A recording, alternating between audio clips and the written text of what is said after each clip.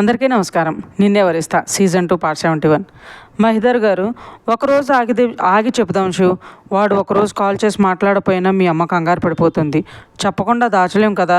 ఇప్పుడు ఎలాగో ప్రాబ్లం లేదని డాక్టర్స్ చెప్పారుగా. తర్వాత తెలిసిన వేది ఇలా ఉంటే నాకెందుకు చెప్పలేదని ఇంకా ఎక్కువ స్ట్రెస్ తీసుకుంటుందంటారు కన్నీళ్లతో. శివాంశు, సరే నాన్న, మీరు ఇక్కడే ఉండండి, నేను శ్రీనికని ఇంట్లో డ్రాప్ చేసి వస్తాను.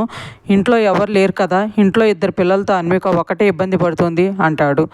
మహిదర్ గారు సరే అనడంతో శివాంశు అక్కడ శ్రీనిక లేకపోవడంతో తన కోసం వెళ్తాడు. ఒక పక్క నిలబడుకుని ఏడుస్తున్న శ్రీనిక భుజం మీద చేయి వేయగానే తన కన్నీళ్లు తుడుచుకుని, శివ్ ఒకసారి అన్నయ్య దగ్గరికి వెళ్తాను అని అడుగుతుంది. శివాంశు శ్రీనిక భుజం చుట్టూ చేయి వేసి, వేదిక ఇప్పుడు బాగానే ఉందని డాక్టర్ చెప్పాడుగా జాను, మన్విత కూడా ఎక్కడుందో తెలుస్తుంది. నువ్వు ఇలా బాధపడటం వల్ల అన్నీ మనం అనుకున్నట్లు జరగవు కదా అంటాడు. శ్రీనిక వేదు మన్విత గురించి అడిగితే ఏం చెప్పాలో ఎలా చెప్పాలో అర్థం కావడం లేదు శివ్. వాళ్ళిద్దరూ సంతోషంగా ఉంటారు అనుకునే టైంలో ఇలా జరిగేసరికి మనసుకి చాలా కష్టంగా ఉంది అంటుంది. శివాంశు, 1 వీక్ వరకు టైం ఉందిగా, ఆ లోపు మన్విత ఎక్కడుందో తెలుసుకుందాం. ఇన్ని రోజులు మన కోసం వాళ్ళు చాలా చేశారు, ఇప్పుడు వాళ్ళ కోసం మనం చేద్దాం, సరేనా అంటాడు. శ్రీనిక అనగానే శివాంశు, ఇక్కడ ఒకరుంటే చాలు అన్నారు కదా, అందుకే నేను లేదా నాన్న ఉంటాం. అన్వి ఒకటే ఇంట్లో పిల్లల్ని మేనేజ్ చేస్తుంది, అందుకే నువ్వు కూడా ఇంటికి వెళ్ళు జాను అంటాడు. శ్రీనిక, వెళ్తాను శివ్, పాపం వదిన 2 డేస్ నుండి ఒక్కటే ఇబ్బంది పడుతుంది అంటుంది. శివాంశు, నాన్న ఇక్కడే ఉంటారు, నేను నిన్ను డ్రాప్ చేసి వస్తాను జాను అంటాడు. శ్రీనిక, నేను డ్రైవర్ని తీసుకుని వెళ్తానులే శివ్ అంటుంది. శివాంశు, హాస్పిటల్ బిల్లు కట్టాలి కదా, సైన్డ్ చెక్ కోసం అయినా నేను ఇంటికి రావాలి జాను అంటాడు. శ్రీనిక వెళ్దామనగానే ఇద్దరూ కలిసి వెళ్తారు.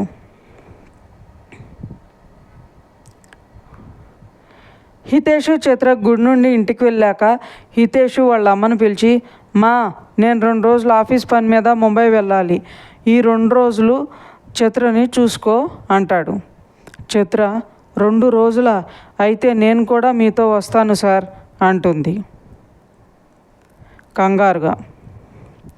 మధుర గారు, వాడేదో ఆఫీస్ పని మీద పోతున్నాడే, అలాంటప్పుడు నువ్వెలా వెళ్తావు, అయినా నువ్విప్పుడు ప్రెగ్నెంట్, నీ హెల్త్ గురించి నీకు తెలుసు కదా, అలా ఎలా వెళ్తావు అంటారు. చిత్ర, సార్ లేకపోతే నాకేం తోచదత్తయ్యా, మీకు తెలుసుగా, పెళ్ళైన ఈ 2.5 ఇయర్స్లో ఒక్కసారి కూడా సార్ని వదిలి నేను ఎప్పుడూ లేను, సార్ కూడా నన్ను ఒంటరిగా ఎప్పుడూ వదిలి వెళ్ళలేదు కదా అంటుంది. హితేష్, అప్పుడంటే మనం లవ్ బర్డ్స్ బేబీ, కానీ ఇప్పుడు అలా కాదుగా, మనం రెస్పాన్సిబుల్ పేరెంట్స్, సో అలా ఉండాలి అంటే ఇప్పుడు ఇలా మన మధ్య దూరం తప్పదు అంటాడు. చిత్ర ఆ మాటకి డల్ అయిపోతే, హితేష్, 2 డేస్ అంతే కదరా అంటాడు. చిత్ర, నాకెందుకో భయమేస్తుంది సార్ అని హితేష్ని హక్ చేసుకుని ఏడుస్తుంటే మధుర గారు తన బాధని భయాన్ని చూసి, నాన్నను వెళ్ళమని చెప్తాలే కన్నా, నువ్వు దాని దగ్గరే ఉండు అంటారు. హితేషు, లేదమ్మా నేనే వెళ్ళాలి అంటాడు. మధుర గారు ఏదో అనేలోపే చిత్ర, ప్లీజ్ సార్ నేను కూడా వస్తాను అంటుంది. హితేషు, ఈ ఒక్కసారికి బేబీ, ఆ తర్వాత నేను ఇలాంటి ప్రోగ్రామ్స్ లేకుండా మేనేజ్ చేస్తాను అని చెప్పి తనని మాట్లాడనివ్వకుండా, మా తనని చూసుకో, ముందే చెప్తే ఇదిగో ఇలాగే చేస్తుందని తెలిసే నేను చెప్పలేదు, నాకు ఫ్లైట్కి టైం అవుతుంది అని చెప్పి తన రూమ్లోకి వెళ్తాడు. చిత్ర వెళ్తున్న హితేష్ని చూసి ఏదో గుర్తుకొచ్చిన దానిలాగా పరుగున హితేష్ కోసం రూమ్లోకి వెళ్తుంది. హితేష్ తనను చూసి, లగేజ్ నేను ప్యాక్ చేసుకుంటాలే బేబీ, నువ్వు వెళ్ళి ఏదైనా తిని ట్యాబ్లెట్స్ వేసుకో అంటాడు కబోర్డ్లో నుండి బట్టలు తీస్తూ. చిత్ర తనకు వస్తున్న బాధను ఆపుకుంటూ, మీతో మాట్లాడాలి సార్ అంటుంది. హితేష్, చెప్పరా అంటాడు. చిత్ర, అదే పెళ్ళి గురించి మీరు ఒప్పుకుంటే నేను సౌమ్యకతో మాట్లాడి మీరు వచ్చేలోపు అన్నీ రెడీ చేసేస్తాను, మనకు ఇంకా 10 డేస్ మాత్రమే టైం ఉంది కదా సార్ అంటుంది. హితేష్ చేసే పని ఆపేసి ఒక క్షణం కళ్ళు మూసుకుని చిత్ర వైపు కూడా చూడకుండా, నీకు ఆల్రెడీ చెప్పాను చిత్ర, నాకు నువ్వు మాత్రమే కావాలి, నా భార్యగా నువ్వే నా పక్కన ఉండాలి, కాదని పిచ్చి ప్రయత్నాలు చేసి నా కోపం తెప్పించుకే ప్లీజ్ అంటాడు. చిత్ర, అయ్యో సార్, నా బాధ ప్రేమ మీకు ఎందుకు అర్థం కావడం లేదు? నేను ఇదంతా చేస్తుంది మన కోసం, నా కడుపులో పెరుగుతున్న మన బేబీస్ కోసం అనగానే హితేష్ వెనక్కి తిరిగి తన్ని చూడగానే, చిత్ర, నాకు తెలుసు నా కడుపులో ఉంది ట్విన్స్ అని, అత్తయ్య మావయ్య మీరు మాట్లాడుకుంటుంది నేను విన్నాను అంటుంది తలదించుకుని. హితేష్ మనసులో, ఇప్పటి వరకు ఆ విషయం తనకు తెలియదు, జస్ట్ మేము బాధపడుతున్నాం అని మాత్రమే ఆలోచించి ఈ నిర్ణయం తీసుకుంది, సో అర్థమయ్యేలా చెప్తే వింటుంది అనుకున్నా, కానీ ఇలా తెలిసే తన మనసు మార్చుకుందని ఇప్పుడు అర్థమవుతుంది అనుకుని హితేష్ వచ్చి చిత్ర ముందర నిలబడి తనని బెడ్ మీద కూర్చోబెట్టి, నీ కడుపులో ఒకరున్నా ఇద్దరున్నా మనం వద్దు అనుకున్నప్పుడు ఇదేమీ ఆలోచించలేదు కదా బేబీ, నా కోసం అబోర్షన్ చేయించుకోవటానికి కూడా రెడీ అయ్యావు, నా బాధలో నాకు తోడుగా నిలిచావు, ఇప్పుడెందుకురా ఇలాంటి డెసిషన్ తీసుకున్నావు అంటాడు ప్రేమగా. చిత్ర హితేష్ని హక్ చేసుకుని, నా మీద మీ ప్రేమ డబల్ అయి వస్తుంటే దాన్ని తెలుసుకోకుండా ఆ రోజు ఎందుకు వద్దు అనుకున్నానా అని చాలా బాధగా అనిపించింది సార్.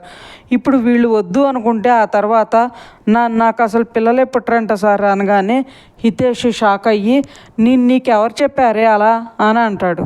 చిత్ర, నేను ప్రణీత ఆంటీ అత్తయ్యతో మాట్లాడినప్పుడు విన్నాను, అత్తయ్య హాస్పిటల్కి వెళ్ళినప్పుడు నేను కాల్ చేశాను, కాకపోతే కట్ చేయబోయి లిఫ్ట్ చేసేసారు, అప్పుడు వాళ్ళ మాటలు విన్నాను అంటుంది. హితేష్కి ఇది షాకు.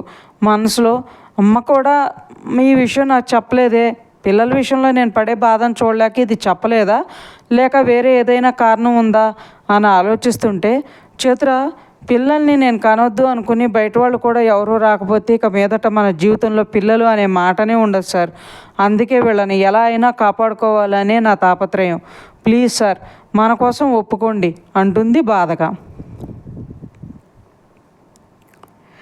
మన్విత కోసం ఎవరు ఎంత వెతికినా తను ఎక్కడుందో ఎలా ఉందో ఎవరికీ తెలియలేదు. ఒక పక్క వేద్ స్పృహ వచ్చి మన్విత గురించి అడిగితే ఏం చెప్పాలా అని ఆలోచిస్తుంటే, ఇంకో పక్క వేద్ హెల్త్ గురించి ఇంట్లో వాళ్ళకి ఎలా చెప్పాలా అని ఆలోచిస్తూ ఉంటారు అందరూ. శివాంశు శ్రీనికని ఇంట్లో డ్రాప్ చేసి హాస్పిటల్కి రిటర్న్ అవుతాడు. శ్రీనిక ఇంట్లోకి వెళ్ళగానే హాల్లో పిల్లల్ని చూసుకుంటున్న అన్విక, ఒక్కదానివే వచ్చావు, శివి ఎక్కడ శ్రీనిక, వేద్ వాళ్ళు ఎక్కడున్నారంట, మన్వికి ఇప్పుడు ఎలా ఉంది అని అడుగుతుంటే శ్రీనిక, వేద్కి యాక్సిడెంట్ అయింది వదిన, మన్వి ఎక్కడుందో తెలీదు, అన్నయ్య తన కోసమే వెతుకుతున్నాడు అని చెప్తుంది ఏడుస్తూ. అన్విక, ఏం చెప్తున్నావు జాను అంటుంది కంగారుగా. శ్రీనిక ఏం జరిగిందో చెప్పేసరికి అన్విక షాక్ అయ్యి, ఇంత జరిగిందా, ఆది నాకేం చెప్పలేదు జాను, అందుకేనేమో నేను కాల్ చేస్తున్నా లిఫ్ట్ చేయడం లేదు అంటుంది. శ్రీనిక, అమ్మ వాళ్ళకి ఈ విషయం ఎలా చెప్పాలో అర్థం కావడం లేదు వదిన, చాలా భయంగా ఉంది అంటుండగానే తన ఫోన్ మోగుతుంది.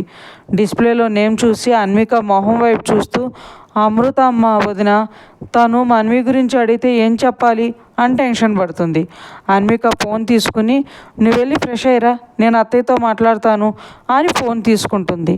శ్రీనిక లోపలికి వెళ్ళగానే అన్విక కాల్ లిఫ్ట్ చేసి హలో అనగానే, అమృత గారు, జాను ఎక్కడున్నావురా, అన్విక ఎక్కడుంది, ఒకసారి తనని కాల్ చేయమను అంటారు అన్విక అని తెలియక. అన్విక, అత్తయ్య నేనే అన్విని, జాను ఇందాక ఇక్కడే ఉంది, ఇప్పుడే ఫోన్ ఇక్కడ పెట్టేసి స్నానం చేయడానికి వెళ్ళింది, చెప్పండి అత్తయ్య అంటుంది. అమృత గారు, బాబు ఏం చేస్తున్నాడు అన్వి అని అడుగుతారు. అన్విక, ఇందాకే తినేసాడు ఆడుకుంటున్నాడు అత్తయ్య అంటుంది. అమృత గారు, ఇంట్లోనే ఉన్నావా అన్వి అని అడుగుతారు. అన్విక, లేదత్తయ్య, జాను దగ్గరికి వచ్చాం, నేను అది, తనేదో పనుందని బయటికి వెళ్ళాడు అంటుంది. అమృత గారు, అవునా, నీకోసం కాల్ చేశాం అన్వి, ఫోన్ రింగ్ అవుతుంది కానీ నువ్వు లిఫ్ట్ చేయలేదు, ఆది కూడా లిఫ్ట్ చేయలేదు, అందుకే జానుతో మాట్లాడదామని చేశాను అంటారు ఆవిడ.